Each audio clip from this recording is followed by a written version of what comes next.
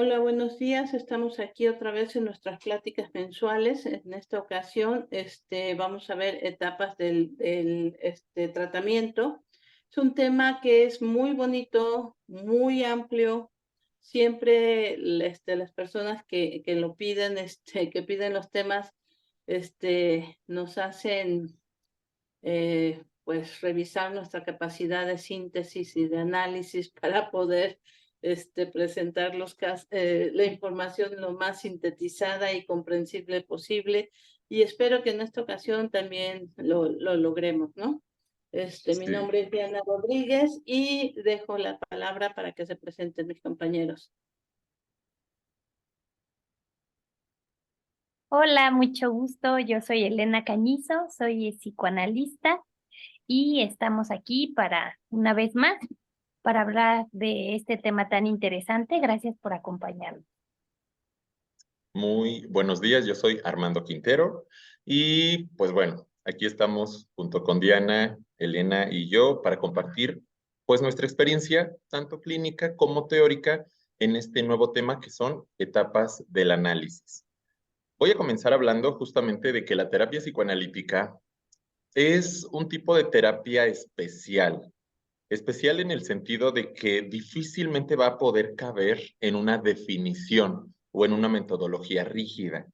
En ese sentido, cuando hablamos de etapas del análisis, a lo mejor no va a ser una postura de que, bueno, ya se cumplió la primera etapa, pasamos a la segunda de una forma como tan rígida, sino que es un proceso de construcción. Vamos a partir del hecho, primero, de que el análisis no consiste necesariamente en que el analista analice a la persona, sino de que en conjunto, tanto paciente o analizante como el analista van a analizar el contenido inconsciente y a darle un significado para integrarlo en la experiencia, en la vida, digamos, en la existencia de la persona que acude al análisis. Quien es, de hecho, quien va a comprender, a integrar y a poder solucionar aquello que le genera malestar. Vamos a partir de ese hecho porque de repente suena a que somos maestros o maestras del inconsciente y que la persona llega solo a que nosotros le digamos, mira, tu inconsciente funciona de esta manera, cuando en realidad el análisis es un proceso de trabajo mutuo. Ujú. Sí, yo estoy totalmente de acuerdo. Me presento de nuevo. Mi nombre es Diana Rodríguez, también soy psicoanalista, formada en SPM. Y podemos, digo, esto de tratar de entender cuáles son las etapas del tratamiento. Se han hecho varios acercamientos con varios autores. Primeramente, Freud pues sí menciona que debe haber un inicio, un punto, una parte media y luego debe haber un final. Y bueno, todos estamos de acuerdo, básicamente esas son las etapas de un tratamiento en cualquier área, ¿no? O sea, no solamente del psicoanálisis, algo psicoanalítico, algo de cualquier otra corriente y hasta con el médico o con el mismo dentista, pues debe ser más o menos básicamente lo mismo, ¿no? Meltzer, en 1967, describe o trata de hacer un poquito más específico cuáles son estas etapas del tratamiento. Glover también es otro de los autores que han tenido acercamiento a tratar de poner un poquito más de estructura a la parte del tratamiento. Y Meltzer dice que son 5 etapas. Estas 5 etapas es porque en la etapa 2 menciona que él la divide en otras dos.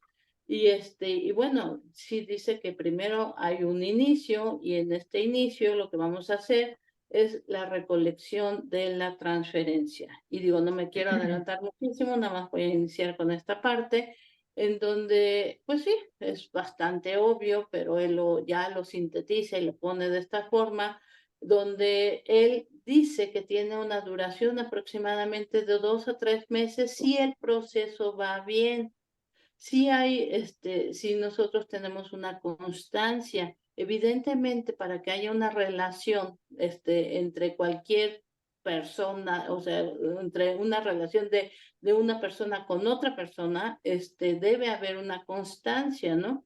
digamos que es amistad, digamos que es algo más amoroso, digamos que es algo como la relación que tienes con el gimnasio, o sea, debe haber constancia, eso es de lo que está hablando. Entonces, si hay una constancia en el tratamiento psicoanalítico, eso quiere decir que se va a ir desarrollando algo y que en ese momento va a haber una recolección de la transferencia. Es decir, en este primer momento la transferencia va a ser algo totalmente positivo, el paciente va a estar creyendo en lo que nosotros estemos diciendo, no va a haber resistencia, va a estar de alguna forma pues muy cooperativo. Y bueno, eso se da en cualquier otro tipo de relación, o sea, cuando empieza un noviazgo, el novio es perfecto, no tiene defectos, todo es bonito, cuando vamos al gimnasio, es el super gimnasio, está increíble, mira que yo voy a ponerme físicamente bien, sana, y entonces eso es la primera etapa que él menciona. Si todo esto va con constancia, dice que dura de 2 a 3 meses, él lo está poniendo en un tratamiento ya de tipo psicoanalítico y psicoanálisis, entonces estaríamos estableciendo que estaríamos viéndonos de 2 a 3 veces por semana más o menos, y ese es el periodo que él está mencionando, ¿no? Posteriormente ya pasará a la etapa media, que no me quiero adelantar, y que en este momento es cuando es la luna de miel. Eso no lo dice Meltzer, yo lo estoy poniendo con estas palabras, ¿no? Pero bueno, aquí lo dejo, pues, por si quieren explayarse en algunas otras cosas. Sí, yo quería mencionar, de hecho, algo previo, ¿no? A la recolección de la transferencia, pero que tiene que ver con la recolección de la transferencia, que es el primer contacto que el paciente o futuro paciente va a hacer con nosotros. Es muy importante poner atención justo en cómo es que llega el paciente, cómo nos contacta, qué ideas tiene, y para esto sirven las primeras entrevistas que se van a hacer con él, ¿no? Es muy importante justo en esta primera entrevista se hace, ¿no? Una explicación breve, que al principio se van a hacer unas entrevistas donde se recolectará información importante de la vida del paciente y se trabajará mucho con el motivo de consulta, que ahorita nos meteremos seguramente a eso, ¿no? Y en estas 3 entrevistas todavía se puede distinguir entrevistas lo que posteriormente va a ser el análisis, que son muy diferentes, ¿no? Entonces es parte del mismo proceso analítico, aunque es un poquito antes, y es antes de llegar a todo esto que nos decía Diana de la recolección de transferencias. Pero desde el momento en que nos contacta el paciente ya podemos ir dando cuenta de la transferencia, de las reacciones transferenciales, de qué fantasías hay al respecto, por qué llega, si tiene la fantasía de curarse mágicamente o lo mandan, o si va a trabajar y él reconoce que viene porque quiere cambiar ciertas cosas. Entonces, desde este primer contacto ya nos va dando elementos el futuro paciente, ¿no? Para empezar a tener una idea de qué se puede desarrollar más adelante. Afortunadamente, sabemos que el proceso de transferencia es un proceso que ocurre todo el tiempo, pero es un proceso o es un fenómeno que se analiza y se le da un significado en el análisis. ¿A qué me refiero con que siempre tenemos transferencia? Bueno, siempre tenemos experiencias pasadas y siempre que hacemos contacto con nuevas personas, tenemos una expectativa. Depende la forma de ser de la persona, depende físicamente como sea, el contexto o quién nos refiere, vamos a tener una expectativa y vamos a tratar a esta persona, en este caso a este o a esta analista, ya sea como una persona estructurante, como una mamá amorosa, como una persona que te va a resolver y tal vez la persona tenga esta expectativa, como que llegas y en 1 o 2 sesiones, tipo sesiones de terapia de La Rosa de Guadalupe, donde la persona puede tener esa expectativa. Y entonces, aquí retomo esta parte. El fenómeno de transferencia ocurre todo el tiempo, pero en el análisis, pues justamente se le analiza y se le da un sentido. El primer contacto suele ser importantísimo porque depende si nos contacta presencialmente, si va y nos busca en el consultorio, si hace un contacto telefónico o por mensaje de texto o de chat.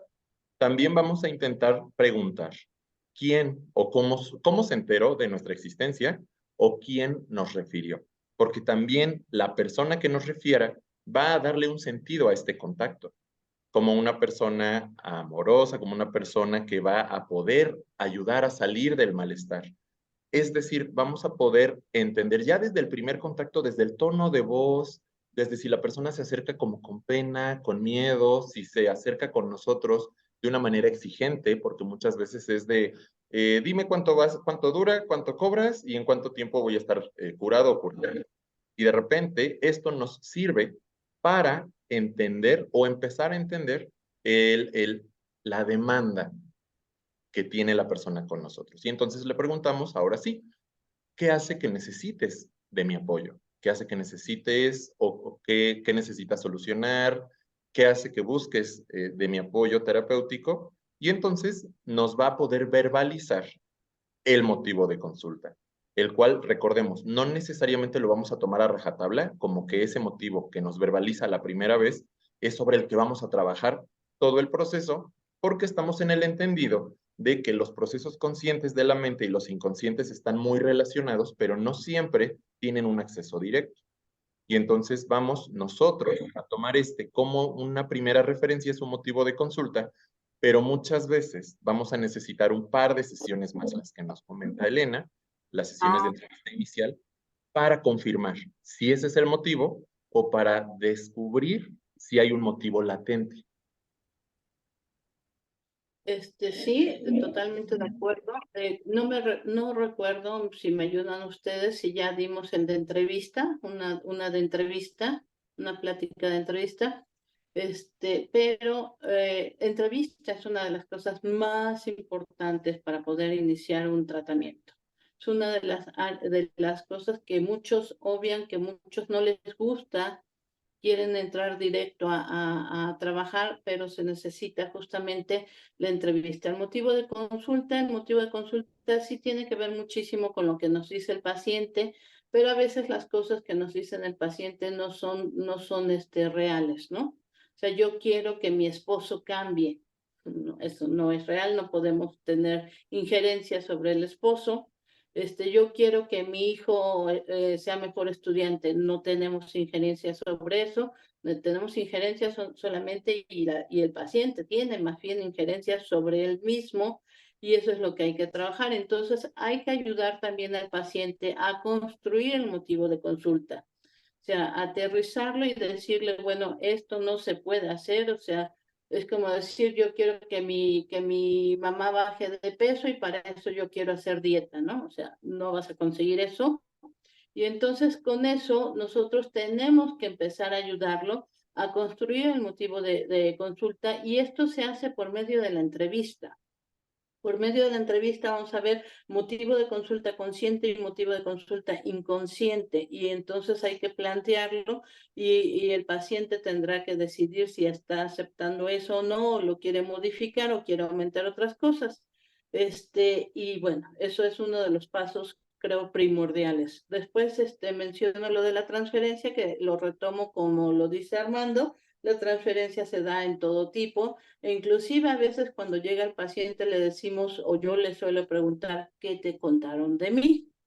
Porque pues ya trae una información y a veces dicen es que es muy buena o es que es muy acertada o es que a veces lo dice de una forma que te llega profundamente y entonces nada más para saber las fantasías. También, por ejemplo, regresando a Meltzer, que Meltzer dice que la transferencia se da en este periodo en las personas neuróticamente más estables o más sanas, pero que la transferencia, este periodo de transferencia, de recolección de transferencia, también puede variar dependiendo la patología, dependiendo si es algo más de psicosis o si es algo, por ejemplo, los border tienen la característica de que llegan y hacen transferencia enseguida, o sea, te depositan una transferencia, no es que la hagan, siempre se está haciendo, o sea, pero que depositan la transferencia, la cual es masiva y total, y digo, eso nos ayuda también para poder hacer un diagnóstico diferencial desde ahí, ¿no? Entonces, paranoia, pues a lo mejor tarda un poco más de los 3 meses, 2, 3 meses que se está diciendo, y entonces, como decía Armando, o sea, me quiero dirigir un poco a lo que decía Armando, no es un periodo tal cual como, hoy cumplimos 2 o 3 meses, ya, se acabó la recolección de la transferencia, vamos a pasar.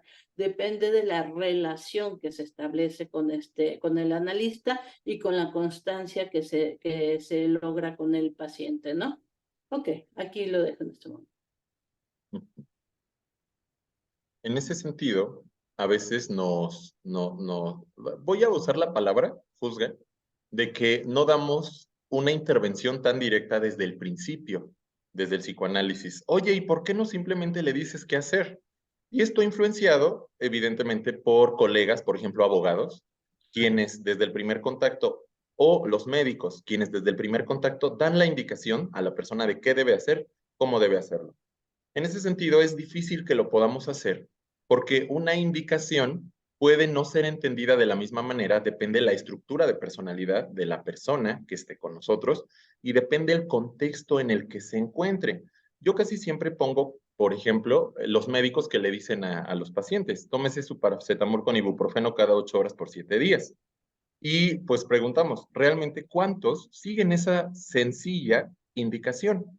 En ese sentido, necesitamos de estas entrevistas iniciales, estas entrevistas de exploración, para poder entender a la persona, la forma en cómo establece la transferencia y también las áreas en las que se desenvuelve la persona a nivel familiar, escolar, laboral, sexual, económico, digamos, sus áreas principales, para poder entender si cuando alguien le da una indicación o le comparte su punto de vista, va a tomarlo como un consejo, como una orden o como algo que debe, digamos, responder negativamente, como un reto, por ejemplo.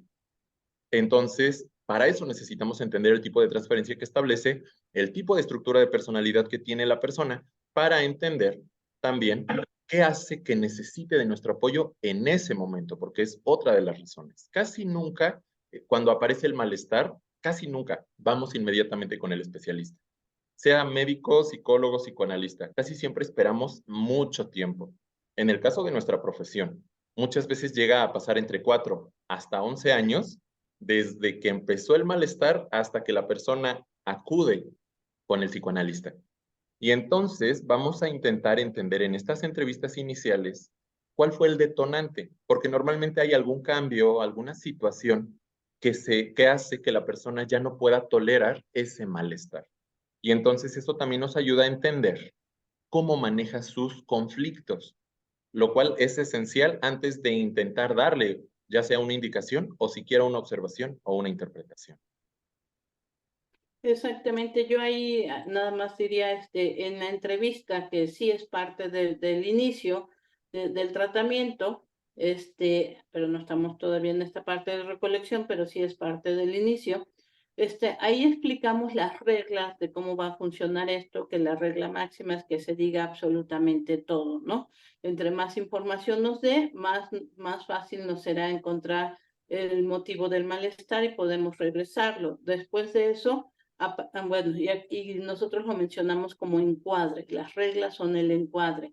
Es muy importante mencionar el encuadre y es ser muy específicos y muy claros con el encuadre, porque el encuadre, yo ya lo he mencionado varias veces, es como el contenedor, es como un vaso, como un topper, como lo quieran ustedes visualizar, en donde el paciente va a estar vertiendo todo su contenido dentro de este recipiente y lo que se desborde de ese recipiente es lo que nosotros vamos a ir trabajando. Es decir, cuántas reglas de las que nosotros hemos puesto, que son realmente pocas, pero que de las que ponemos, el paciente las está rompiendo o quiere darles la vuelta o que eso es ya motivo para poder empezar a trabajar.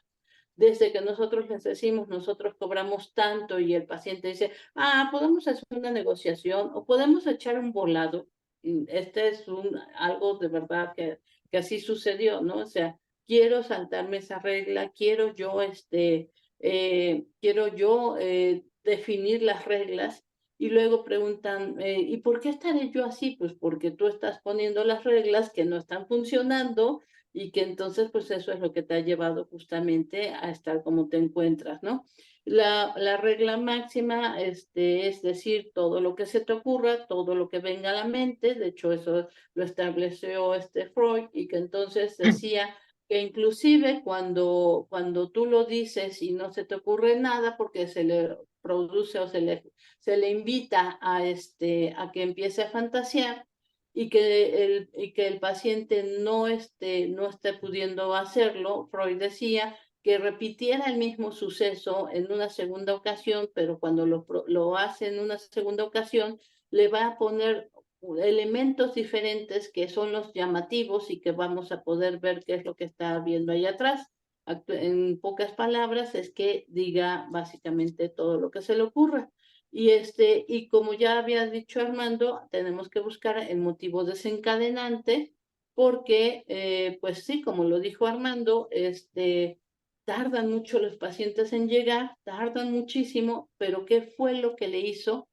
Que si tenía un dolor desde hace psíquico, que si tenía un dolor psíquico, una problemática desde hace 10, 15 años, hay pacientes que dicen, no, toda mi vida. O sea, sí. ¿Y qué fue lo que en este momento lo trajo a tratamiento, no? Para ver entonces ese motivo desencadenante, que será muy importante que nosotros lo mantengamos en nuestra cabeza para saber qué es lo que moviliza al paciente, ¿no? Creo que estos son nada más como un refuerzo de lo que estaban mencionando, para que nosotros sepamos que esto sí o sí tiene que estar en la entrevista, que ya es parte del inicio del tratamiento, ¿no? Y bueno, retomando esta parte, el motivo de consulta es muy importante. Y hay dos, o sea, hay un motivo de consulta que es el que nos dice el paciente en esta primera entrevista de por qué lo trae aquí. Este sería el motivo de consulta consciente, pero en el psicoanálisis tenemos que buscar el motivo de consulta inconsciente.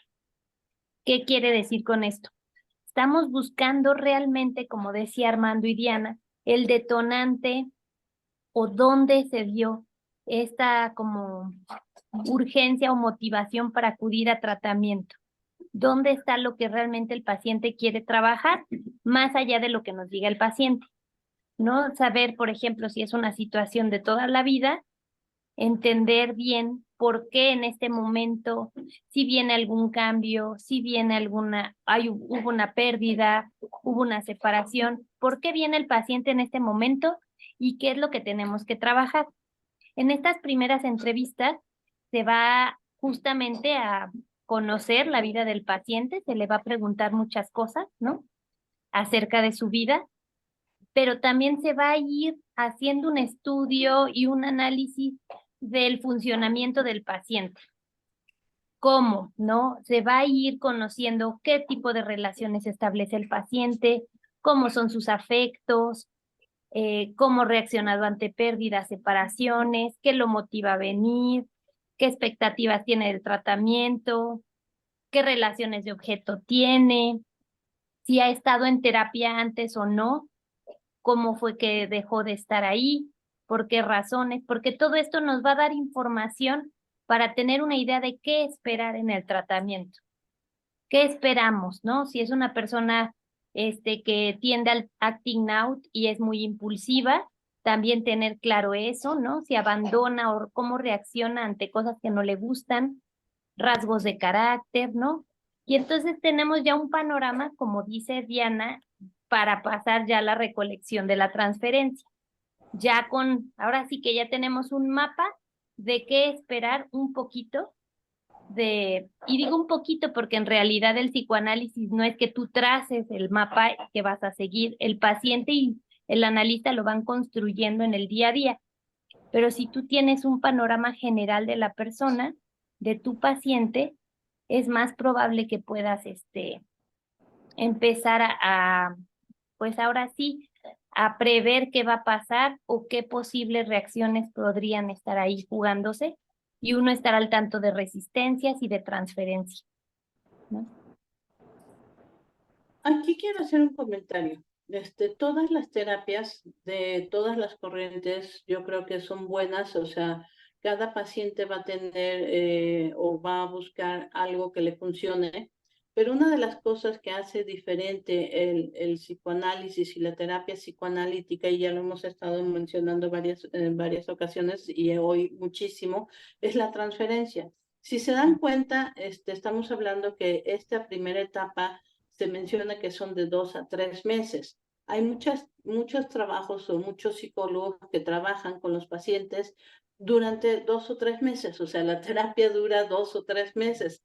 Entonces, lo que quiero señalar es que en ese momento se trabaja con pura transferencia positiva porque sí se da, o sea, se da porque se da en cualquier área, ¿no? O sea, la transferencia es algo que no se escoge si la voy a tener o no la voy a tener. Entonces, cuando terminan con ese tratamiento que dura 2 o 3 meses, resulta que dicen, no, es que es genial, es que es muy bueno. Sí, porque no se llegó a la segunda etapa, que es la etapa intermedia, en donde ya empieza a trabajarse las resistencias, donde la transferencia ya se cambia a una transferencia que puede ser negativa, que puede ser erotizada, y que entonces de esta forma, ahí es donde empieza a trabajarse, es como decía, reelaborar, Freud lo mencionaba como compulsión a la repetición y donde está la reelaboración, donde el problema ya se está presentando.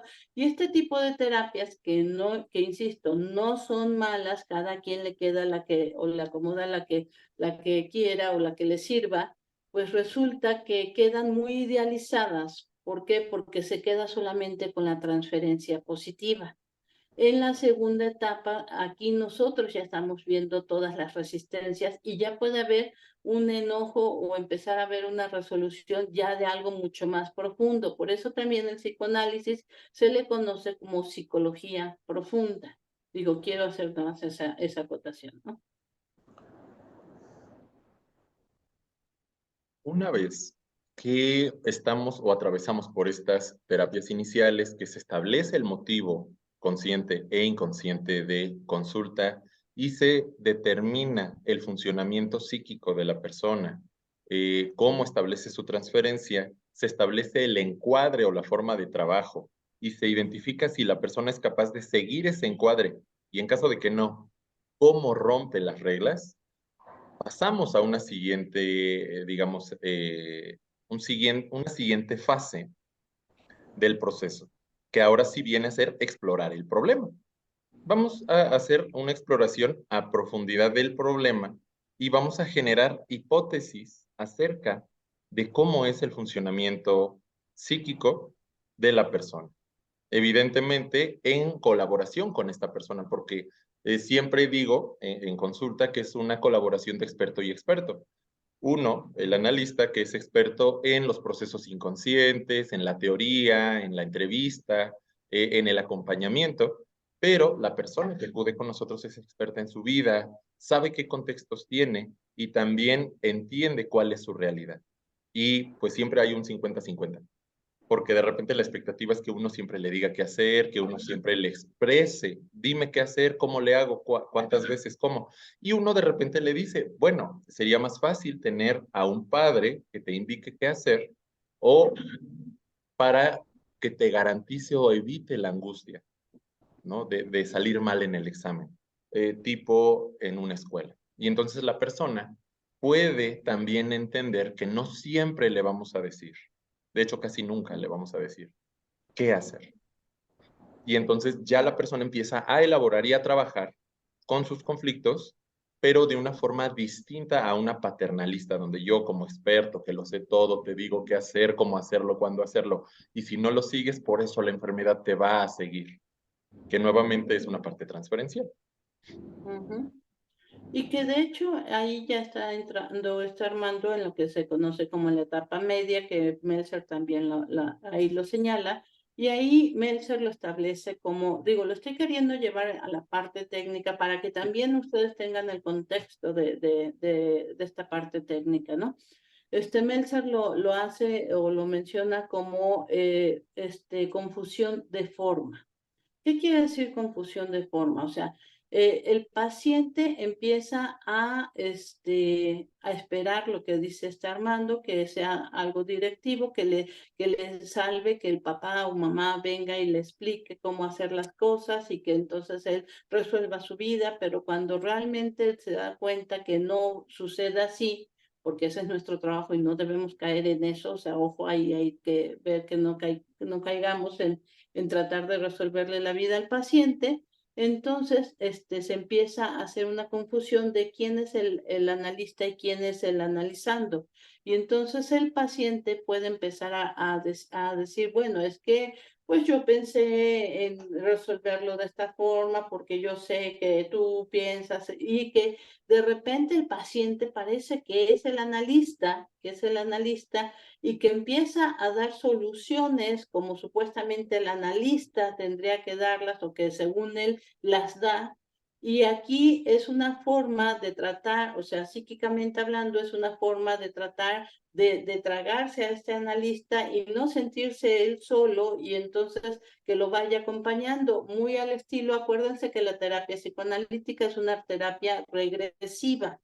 Entonces, muy al estilo de los niños pequeños que tienen su dudú, su cobijita, y que entonces así no se sienten solos, se sienten acompañados y un poco más empoderados, y que entonces están aquí con esta confusión de forma en donde simplemente están tratando de funcionar como si ellos fueran los analistas y en muchos casos empiezan con que yo realmente ni te necesito porque mira, yo solito lo resuelvo, ¿no? Pero que es un miedo a no poder con esto. Y también se da esta parte de intensidad, que tan profundo es este sentimiento de soledad o este sentimiento de desamparo y que entonces eso es parte de lo que vamos a estar viendo en esta segunda etapa. Parte porque todavía sigue cosas que se trabajan ahí, ¿no? Aquí lo dejo.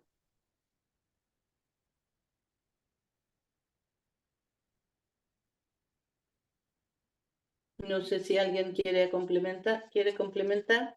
En esta parte, lo que estábamos diciendo justamente es que bueno, que estaban ahí viendo qué tanto se va a trabajar y aquí empieza a surgir el problema del paciente. Después de la primera etapa es cuando ya empieza a verse en vivo o en acción el problema del paciente, porque como ya está la transferencia, empieza a presentarse ahora sí el problema en sí, el problema que tiene el paciente y lo pone en acción, el consultorio es una especie de laboratorio donde aquí va a sacar toda su problemática y cómo se relaciona y va a empezar a ponerle al paciente, el paciente le va a poner al analista que él va a tener que funcionar como han funcionado generalmente sus figuras primarias.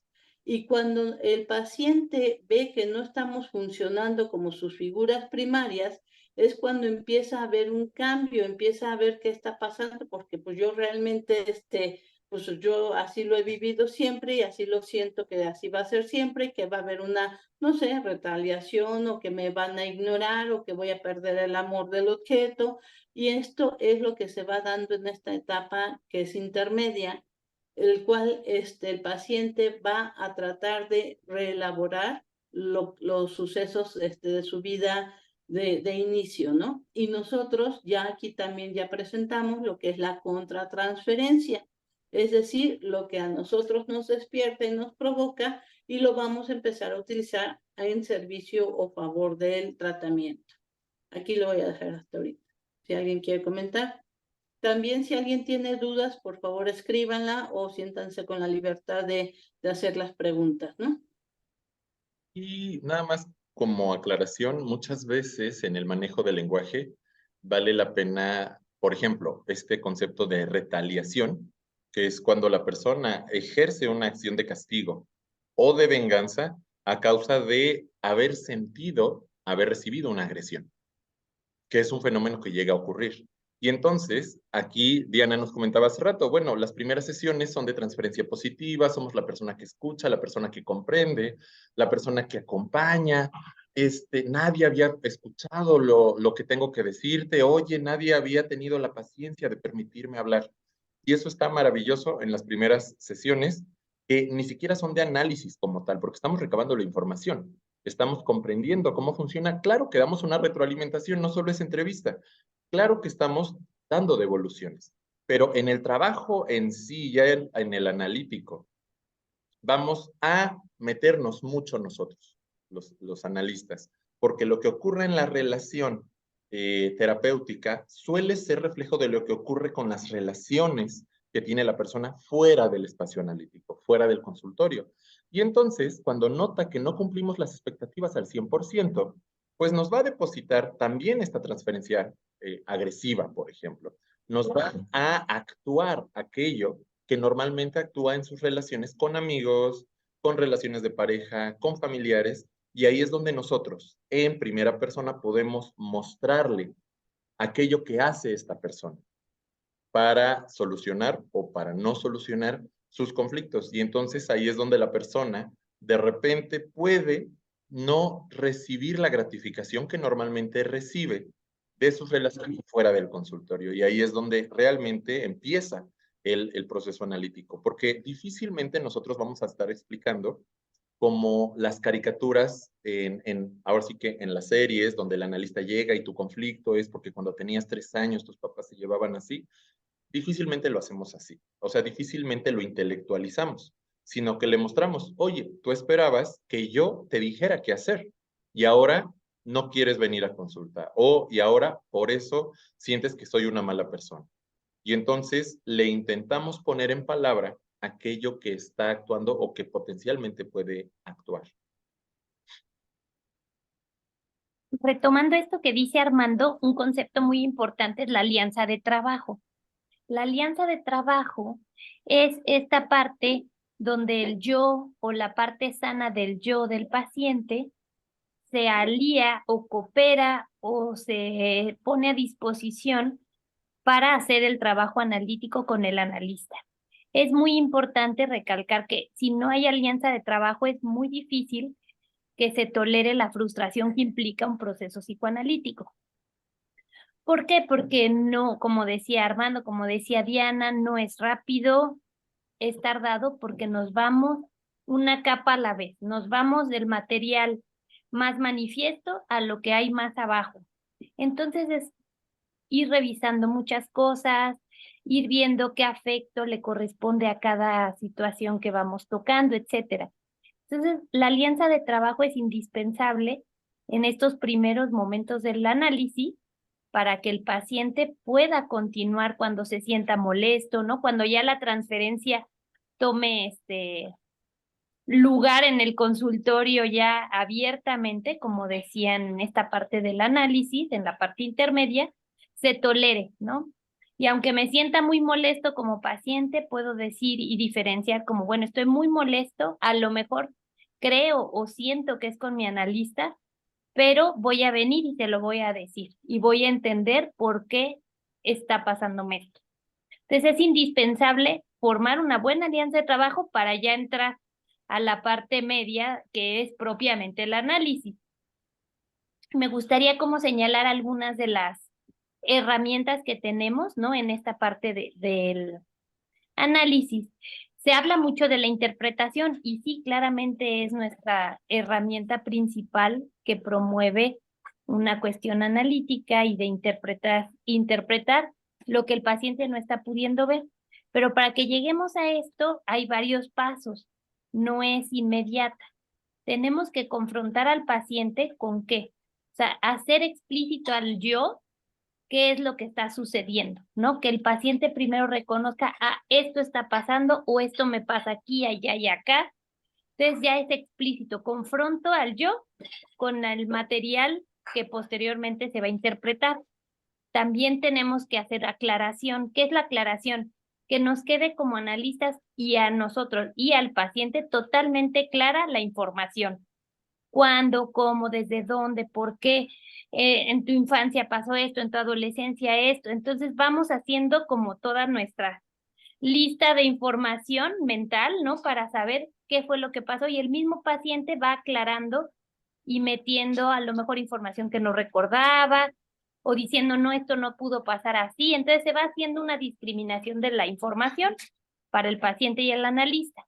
Y ya posteriormente podemos tener ya todo el terreno fértil para interpretar. Y esta interpretación se da al paciente y se trabaja posteriormente con ella. O sea, no es que interpretemos y decir, listo, mi trabajo está listo aquí, bueno, adiós, mucho gusto. No, tenemos que trabajar esa interpretación. El paciente va desmenuzando esa interpretación, la va acomodando en distintos aspectos y se trabaja. Esa es la parte de la traslaboración de la interpretación para que posteriormente vuelva a haber otro tema que volvamos a hacer de esta misma manera, ¿no? Y se va haciendo todo ya el mapa del paciente de cómo está configurado él o cómo ha sido su vida o sus relaciones personales o lo que sea, ¿no? Y aquí quiero señalar, o sea, muchos sí han ido a congresos, ojalá y sí hayan ido a muchos congresos, presentan casos y dice aquí, y entonces se le interpretó tal cosa y el tratamiento mutó o se fue hacia tal cosa y salieron tal y tal cosa. Sí, sí es cierto, para eso sirve la interpretación, pero no todo lo que interpretamos o lo que decimos realmente funciona. Nosotros trabajamos, y Armando lo mencionó, como con hipótesis. O sea, no es que nosotros tengamos toda la capacidad y estemos iluminados así para que entonces digamos la interpretación y entonces cambie totalmente. No, tenemos que hacer una serie de hipótesis en el tratamiento y nosotros se las vamos a ir dando al paciente y el paciente es el que nos va a decir sí, no, para nada, ahora sí que estamos perdidos, ¿no? Pero, o sea, nos va a refutar la información o no las va a confirmar o no las va a modificar.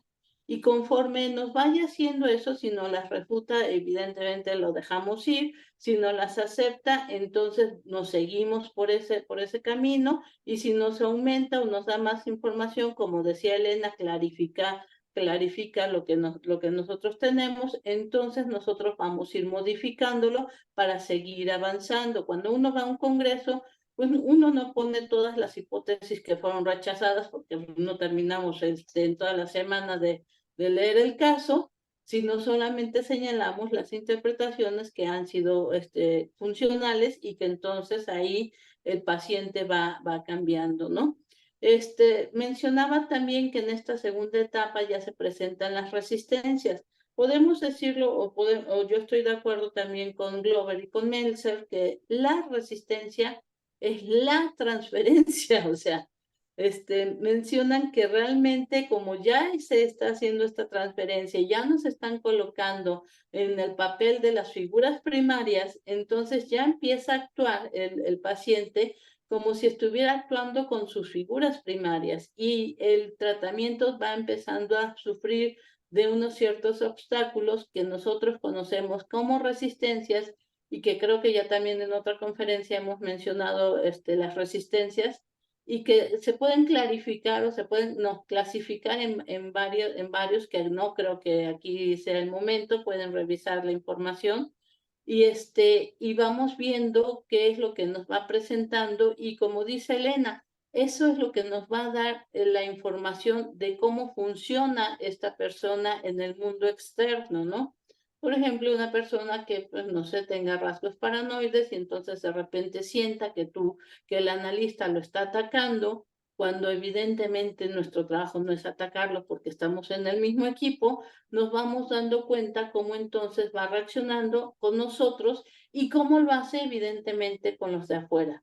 Con nosotros, pues realmente no hay problema, solo le señalamos que estamos en el mismo equipo, digo, se tiene que trabajar con diferentes estrategias, pero vamos entendiendo por qué allá afuera no tiene amigos, por ejemplo, o por qué allá afuera no dura tanto en el trabajo, o por qué allá afuera no tiene novia y desea tener novia. Y esa es la información que nosotros vamos obteniendo.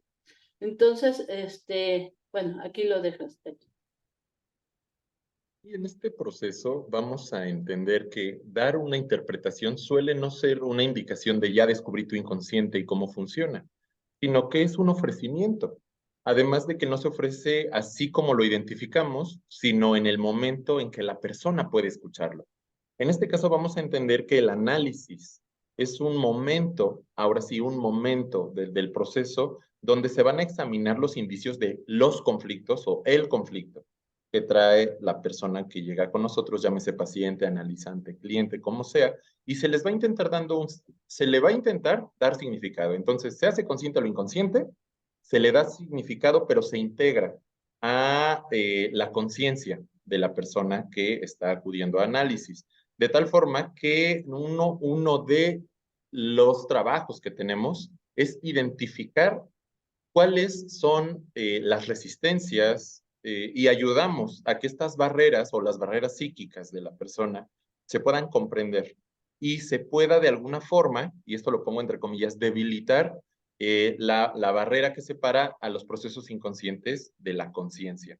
Es decir, la persona va a adquirir una capacidad de identificar cuáles son aquellos funcionamientos inconscientes que le acompañan, de tal forma que pueda, al final del análisis, no depender de alguien, o sea, no depender del analista y que todo el tiempo le esté interpretando, sino adquirir esa capacidad de analizarse, de comprenderse y que estos conflictos que originalmente le movieron a pedir ayuda terapéutica, ayuda analítica, no es que no estén presentes, sino que ya no le van a generar ese conflicto.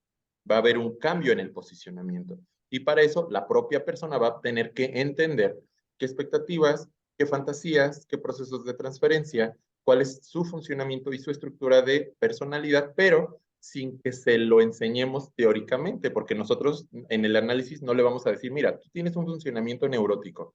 Ah, mira, por esto estas son tus barreras y todo. No tanto así, sino vamos justamente a utilizar la forma en que se expresa la propia persona para poderle dar una devolución. En este caso, si la persona dice, es que no tengo amigos porque todas las personas a mi alrededor mienten, y de repente es así de, ah, todos mienten. Es decir, nadie cumple con tus expectativas, que podría ser un señalamiento. O todos mienten porque no coinciden con aquello que tú necesitas para una amistad. O, bueno, esperas que simplemente estén presentes sin que tengas que corresponder, ¿no? Que son como formas de decir, bueno, tú esperas ser como un bebé y necesitas que los demás sean como una madre amorosa que te den lo que necesitas. Pero si se lo decimos así al primer momento, en cuando nos los dice, va a decir, ay, pues esas son palabras sin sentido. No puede ser. Porque aunque tengan digamos, correspondencia con la realidad, que está viviendo la persona, no necesariamente está lista para escuchar esa información. No necesariamente la persona está lista para decir, oye, tal vez la otra persona no es 100% violenta y en parte te quedas ahí a recibir los trancazos, ¿no? O sea, como, oye, tú también juegas parte de esta dinámica.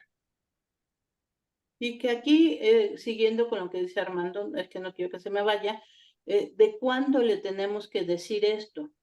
O sea, no es que haya una regla de, en el momento 15 con 15 minutos con 4 segundos nosotros le tenemos que decir esto. No, para eso se utiliza la contratransferencia.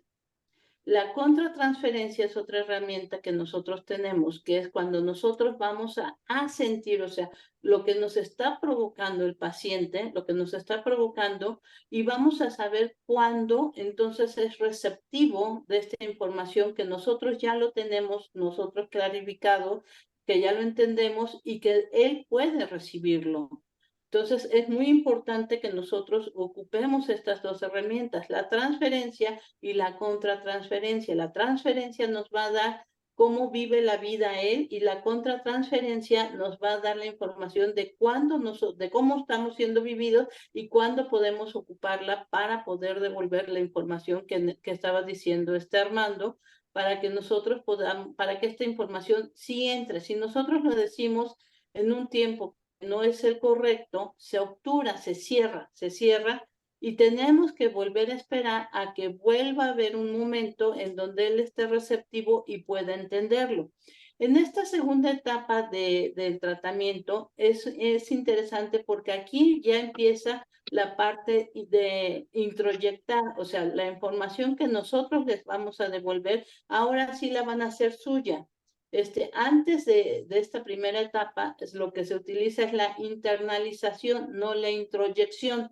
O sea, lo que nosotros les decimos, ellos se lo quedan, aunque no les haga quizá mucho sentido o no lo entiendan muy bien, y que, por ejemplo, Armando pudiera decirle, digo, sigo con tu ejemplo, no te estoy citando, cito más bien, de que pues no estás teniendo amigos porque pues no estás cumpliendo, ellos no cumplen las expectativas y se lo quedan así muy, sí, es que no tengo amigos porque yo tengo expectativas, no sé ni cuáles son las expectativas, o sea, no lo trabaja, no lo introyecta. Cuando ya estamos en esta segunda etapa, e inclusive antes de que Armando pudiera hacer el señalamiento, que estoy utilizando nada más por el ejemplo que dijiste, ¿no?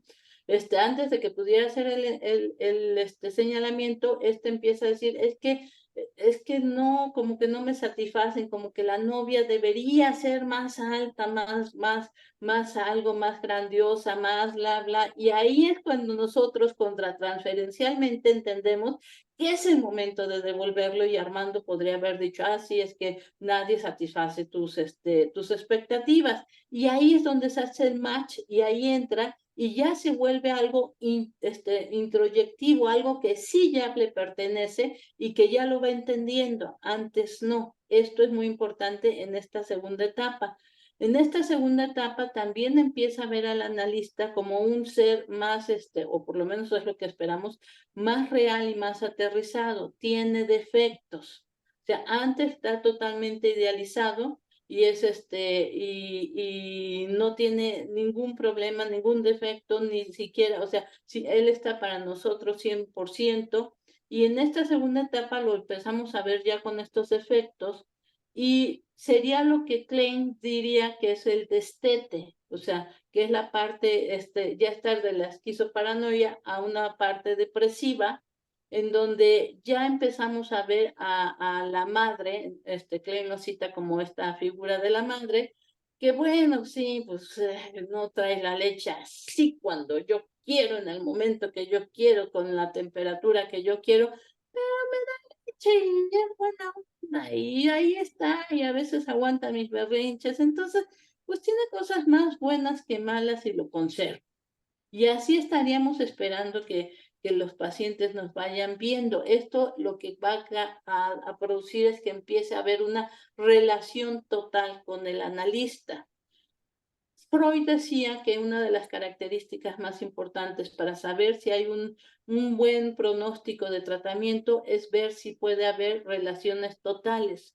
Si no hay relaciones totales, pues entonces no va a poder ver al analista, y en este caso es lo que estoy describiendo. O sea, empieza a conservar al analista a pesar de que sea defectuoso, a pesar de que se enferme y me cancele, a pesar de que llegue tarde en alguna ocasión, a pesar de que no sea más alto, más bajo, o sea, todo lo que quieran ponernos, ¿no?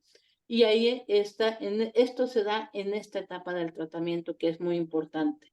Pero bueno. A mí me gustaría retomar esto que dicen, ¿no? Justamente uniendo lo que dice Diana y Armando. O sea, la parte de por qué muchas veces las personas dicen, ¿por qué si yo sé la teoría y ya sé qué me pasa, me sigue pasando, ¿no? Y sigo haciendo lo mismo.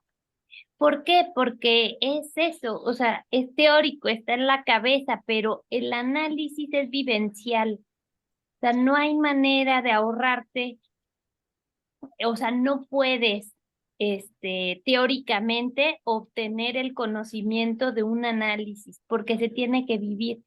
¿Por qué? Porque la transferencia que uno establece con su analista es inconsciente. Entonces, está más allá de que sepamos teoría, de que tengamos 20 doctorados y sepamos todo.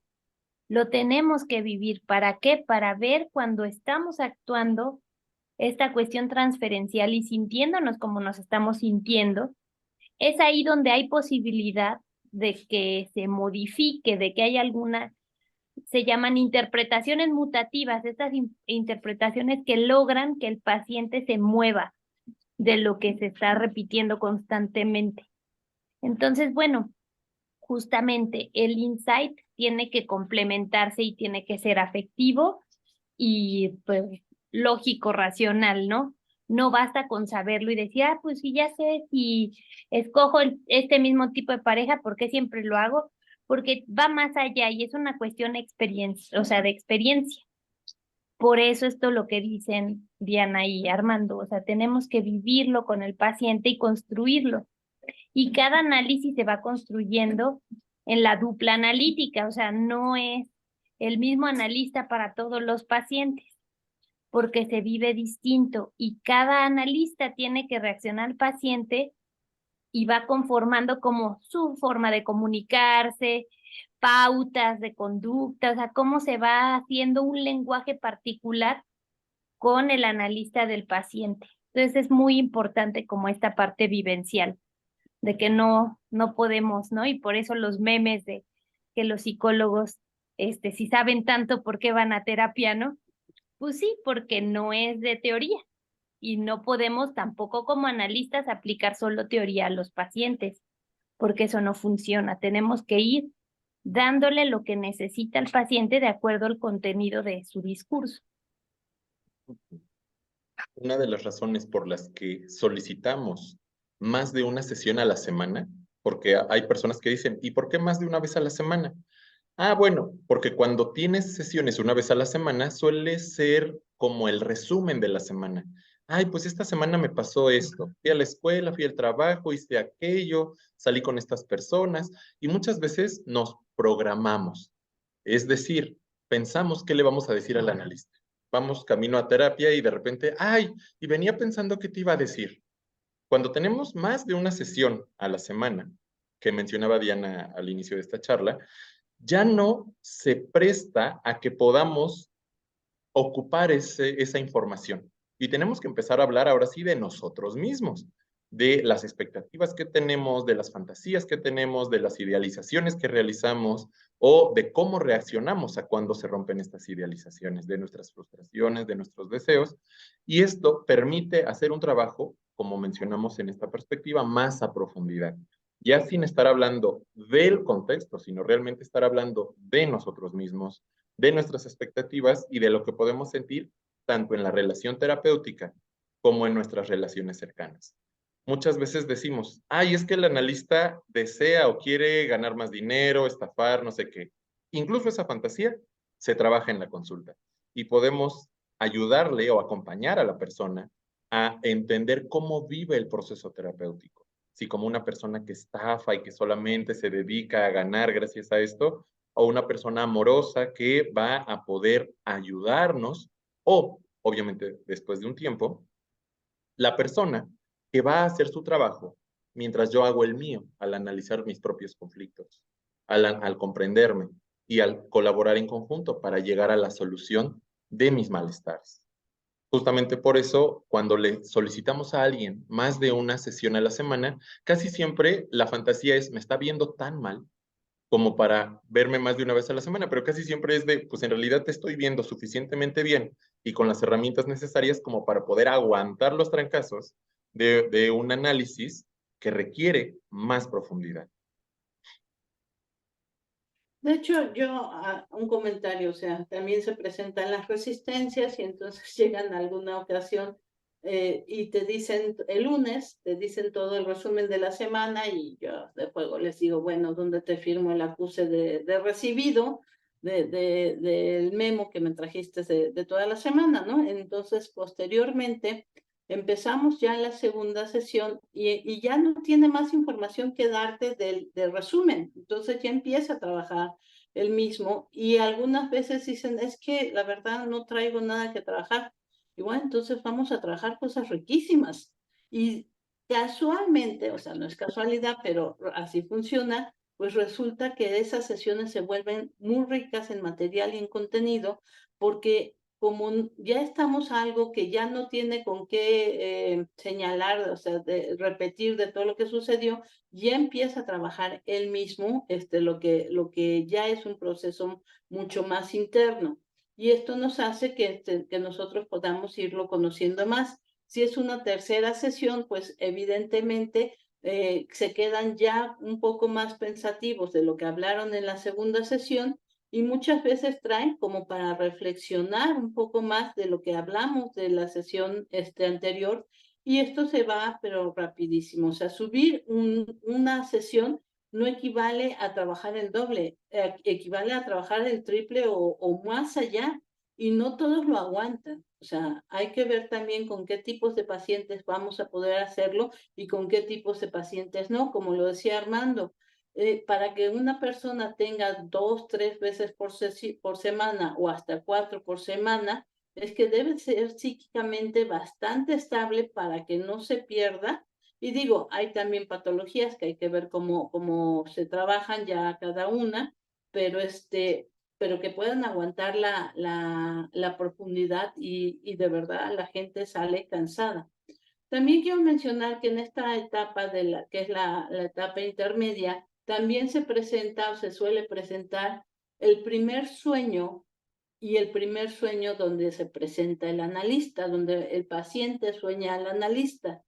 Es interesante el primer sueño, digo, ya esto sería en teoría de sueños, en algo más relacionado a sueños, pero el primer sueño que nos traen generalmente es el motivo inconsciente, o sea, la problemática, ahí nos las presentan, y casi como para enmarcarlo, o sea, yo no soy mucho de costuritas, pero casi para tejerlo ahí en un bordado de cuál fue el primer sueño, porque eso es muy importante, porque es la información que nos está trayendo, que ya se liberó de alguna forma todo, que el inconsciente ya está sacando a flote y que el paciente ya se siente más estructurado como para poder aguantarlo.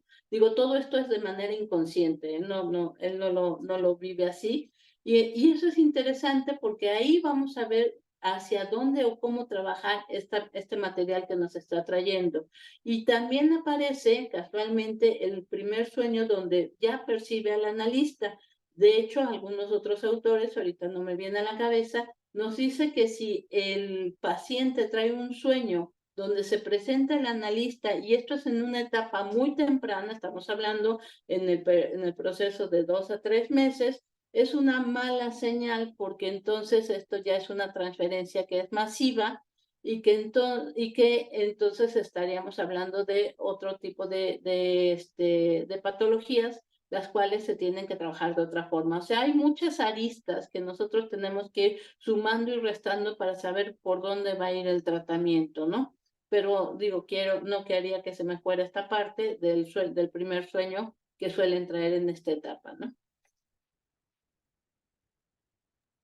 Y bueno, aquí podemos entender que es tan importante, retomando, recapitulando un poquito el primer contacto que hace la persona, ya sea por llamada, por texto o de forma presencial, es importante durante la entrevista inicial, que normalmente es donde revisamos el motivo latente y empezamos a construir el motivo inconsciente de consulta, las entrevistas iniciales donde se forma la alianza terapéutica, donde se checa el encuadre y la parte, ahora sí, de el análisis, que es la parte más larga, para poder finalizar, ahora sí, con la parte de cierre, con la revisión del proceso y el cierre.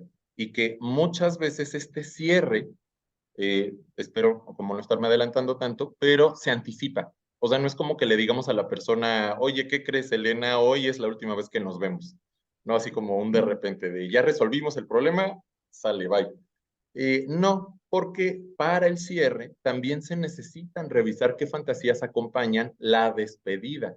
Si la persona se siente abandonada, si la persona se siente satisfecha, si la persona se vive con duelo este final del proceso, porque como mencionó Diana, es un proceso muy profundo de una cercanía personal muy estrecha, donde nos atrevemos a acompañar a la persona a conocerse a sí misma, a sacar un poquito de aquellas fantasías, deseos que muchas veces no comparten ni con sus mejores amigos, ¿no?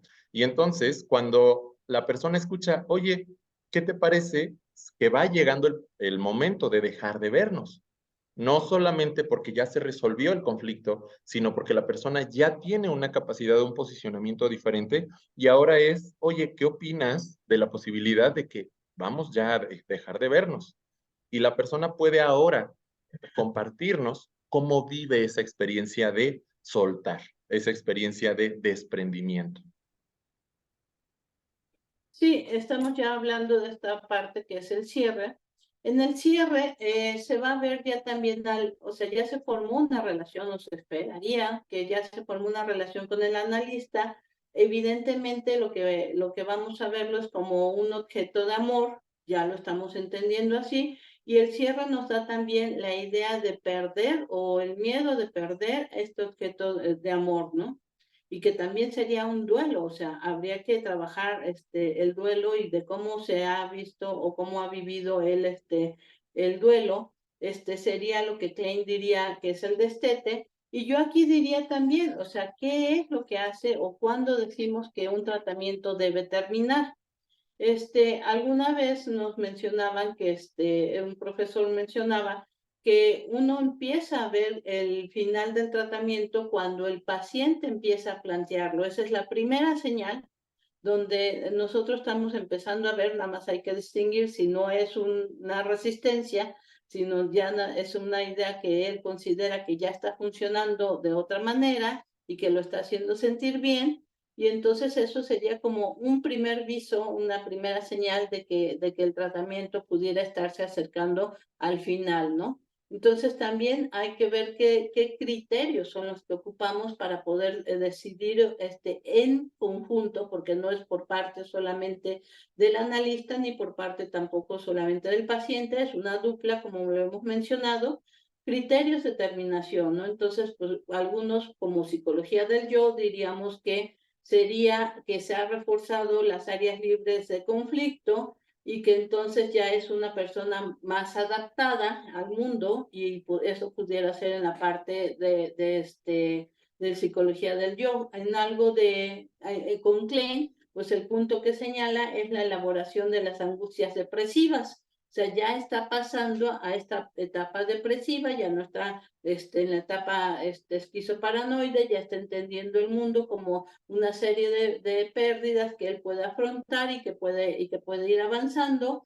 Winnicott dice muy amablemente que el análisis termina cuando uno entiende que la madre pues no lo hizo tan mal, ¿no? O sea, eso es un buen trabajo.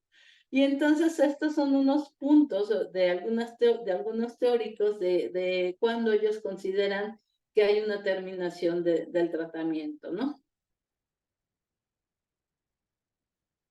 Lo que sí se tiene que considerar para terminar el tratamiento es justo, o sea, como criterios generales, que el analista y el paciente concuerden que es fin de tratamiento, ¿no?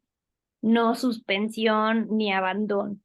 Entonces se plantea, oye, yo creo que ya estoy listo como para dejar de venir. Ah, bueno, vamos a trabajar con esa idea. Si se llega a la conclusión por parte de ambos que sí es así, se fija una fecha de fin de tratamiento y no es inmediata, como decía Armando. Generalmente se plantearía 6 meses o hasta un año para que se pueda desplegar en ese último periodo de tiempo cualquier remanente de transferencial que quede, las fantasías de fin de tratamiento, la sensación que pudiera haber de abandono, de pérdida, y se reviven muchas cosas, o sea, es normal que en este periodo de fin de tratamiento empiece a surgir material que a lo mejor hasta parece que nunca había surgido, y es normal que se hable de este material, por eso se tiene que dar este tiempo.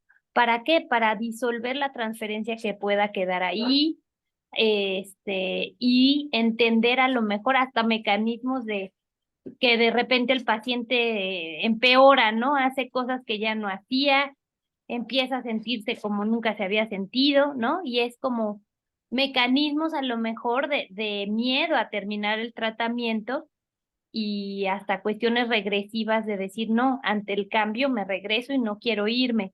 Entonces, bueno, todos estos meses son justo para trabajar esto último y que ya el último día del tratamiento se pueda despedir el paciente del analista y al revés, pues ya como muy en calma y con mucha, pues ahora sí que características de las que hablaría Klein, integración, gratitud, ¿no? De haber compartido este proceso juntos y se cierra para ambos, ¿no? No solo para el paciente.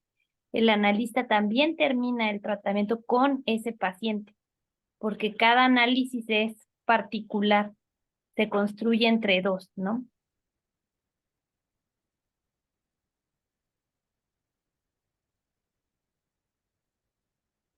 Tienes el micrófono Y cerrado. ya, de repente me di cuenta que el micrófono, suelo no apagarlo, pero pues bueno, de forma general podemos dar este recorrido a las fases del análisis. Todo proceso terapéutico, todo proceso analítico pasa por estas fases de inicio, desarrollo y conclusión, pero que en realidad vemos que requiere de un contacto personal mucho más cercano, mucho más profundo y que va más allá del mero motivo de consulta. Por eso nos tomamos un tiempo mayor en la mayoría de los casos, porque confronta a nivel personal, porque es necesario conocer el propio funcionamiento psíquico para poder dar el acompañamiento a la persona que quiera analizar su propio funcionamiento psíquico. Despierta, claro que despierta fantasías, claro que la transferencia está a todo lo que da y se le trabaja, se trabaja sobre las resistencias, sobre estas barreras que tiene, se trabaja sobre las capacidades que tiene la persona de establecer relaciones humanas, pero también de soltar las relaciones humanas. Y que en ambos casos se vuelve un proceso complicado porque efectivamente con cada persona el analista o la analista va a trabajar de forma muy individual. No es como aplicar una receta de cocina. No es como decir, ah, bueno, ya pasaron las 3 sesiones o las 5 sesiones de análisis, de entrevista inicial, ahora vamos a la parte intermedia, el cual tiene que durar tanto tiempo, y después la parte final que tiene que durar tanto tiempo. Va dependiendo mucho de las características de él o de la analista, de la persona que esté analizándose y también de lo que vaya ocurriendo, de los contextos y de las situaciones que vayan ocurriendo alrededor, porque siempre va a haber factores que no podemos descuidar en el exterior, factores de la realidad. Exactamente, y que aquí, como dice Armando, el tratamiento también depende mucho, sí, de la relación y de la habilidad del analista. El analista tiene que tener esa habilidad, o sea, para eso también citó a Freud, del tripoide que se necesita, que es sí son los estudios, pero también es el análisis propio, pero también es la supervisión, porque un analista joven, pues evidentemente no tiene todo este bagaje, no tiene toda esta experiencia, y entonces es cuando un analista que ya tiene muchos más años de formación le puede prestar esta experiencia y le puede ayudar y le puede señalar cosas que pues que uno por juventud no está pudiendo visualizar y entender, ¿no? Y aparte nosotros debemos tener un proceso creativo muy interesante para poder ver cómo llegar con este paciente que, como lo hemos mencionado toda la plática, cada paciente es diferente, o sea, no es una regla, entonces tenemos que entenderlo y tenemos que ver por dónde podemos acercarnos al paciente, y eso requiere también habilidad, ¿no?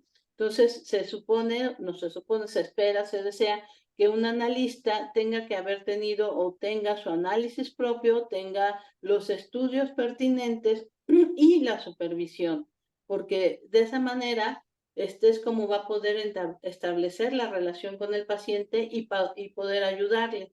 Hago aquí también el anuncio parroquial donde nosotros tenemos un grupo de supervisión que son los días lunes en este mismo horario, y nosotros hacemos estas funciones también de ayudar a los que están iniciando, a los psicólogos que están iniciando en este emocionante proceso, porque es muy emocionante, ¿no? Pero sí, básicamente estas son las etapas del tratamiento. No sé si tengan dudas, y cedo el micrófono a mis compañeros. Si tienen dudas, nos gustaría mucho escucharlas, digo. Ustedes pidieron el tema.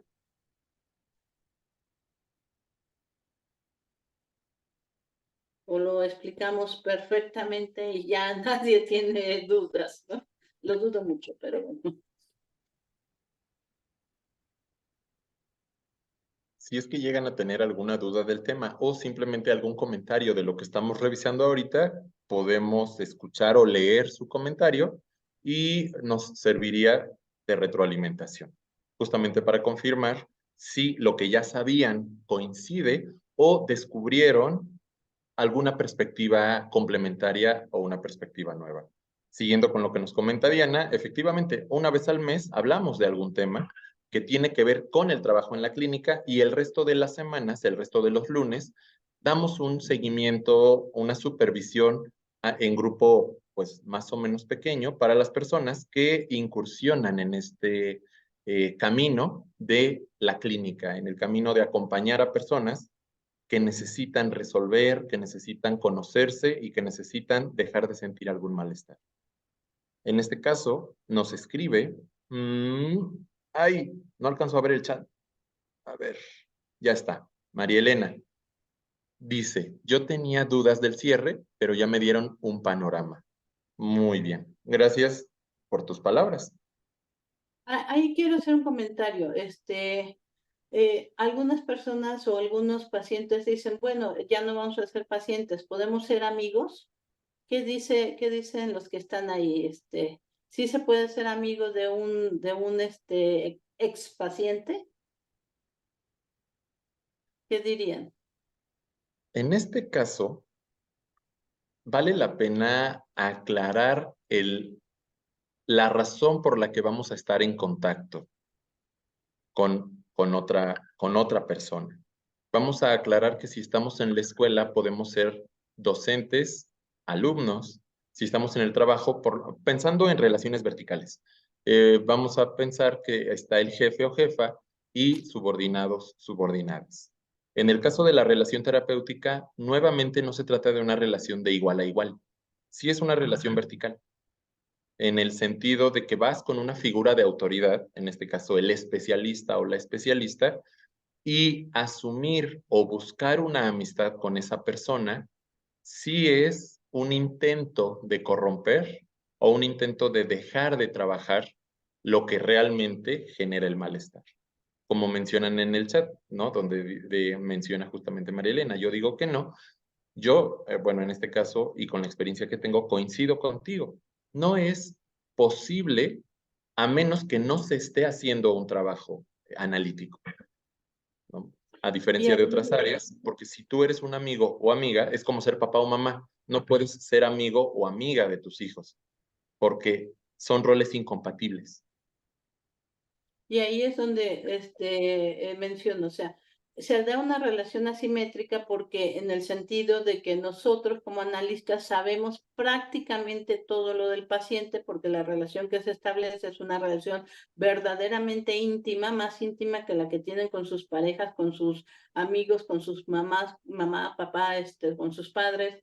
Y entonces es una relación muy íntima, pero ellos desconocen información, la gran mayoría de nosotros. Digo, tendrán alguna información, algunos se habrán metido a un chat, digo, al Facebook, algo así, digo, pero o lo que les habrán contado de quienes nos recomendaron. Por eso es que solemos preguntar qué sabes de nosotros o qué te contaron de nosotros, pero es una relación asimétrica. Entonces, para establecer una amistad, ellos tendrían que conocernos, o sea, entonces, como dice Armando, si ya la relación terapéutica ya terminó, tendría en todo caso que dejarse pasar bastante tiempo para disolver la transferencia que tienen sobre nosotros.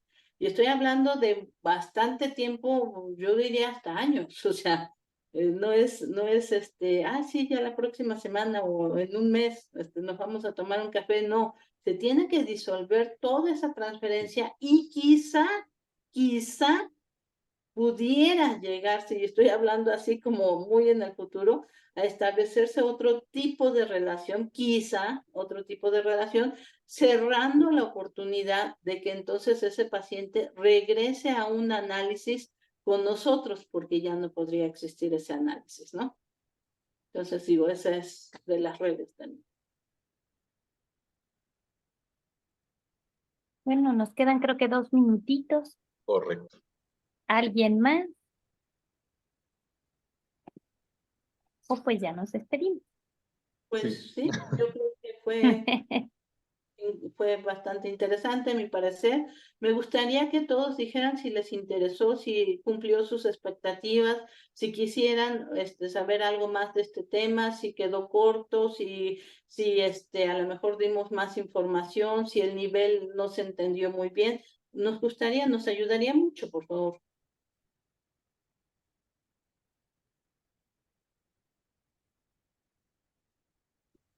Bueno, pues muchas gracias por habernos acompañado a todos y los esperamos. Igual si están interesados en el grupo de supervisión que tenemos todos los lunes, con mucho gusto. Creo que acá hay un comentario. María Elena comenta, gracias, muy interesante. Siento que es mucha información y el tiempo se acaba rápido. Así es, era lo que comentábamos antes de empezar. Son temas muy extensos, entonces, bueno, es un breve como salpicada de lo importante del tema. Entonces, bueno, si quisieran profundizar, podemos ir profundizando más, pero son temas muy extensos. Aquí hay otro mensaje. Marcos, hola, buenos días, felicitaciones, espero volver a escuchar este tema, me ayudó mucho para mi carrera como psicólogo. Qué bueno, Marcos, nos da mucho gusto y pues gracias a todos por acompañarnos. No sé si Diana, Armando se quieren despedir. Nada más agradecer nuevamente y recordarles que los temas ustedes los ponen y sí nos ponen retos interesantes, ¿no? Al final es todo un gusto poder compartir tanto la parte teórica, pero también la parte de experiencia clínica que tenemos. Y también es un gusto ver a personas interesadas en apoyar, porque al final tiene que ver con un acto amoroso a otras personas, a solucionar sus dificultades, a conocerse a profundidad y no descuidar el hecho de que entre especialistas podemos tener un trabajo aún mejor que si se hace de forma aislada.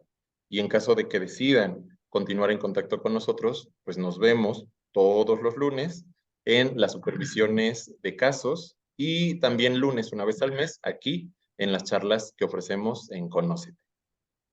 Okay. Pues que tengan muy bonita semana y muy bonito mes a los que nos vemos el siguiente mes, ¿no?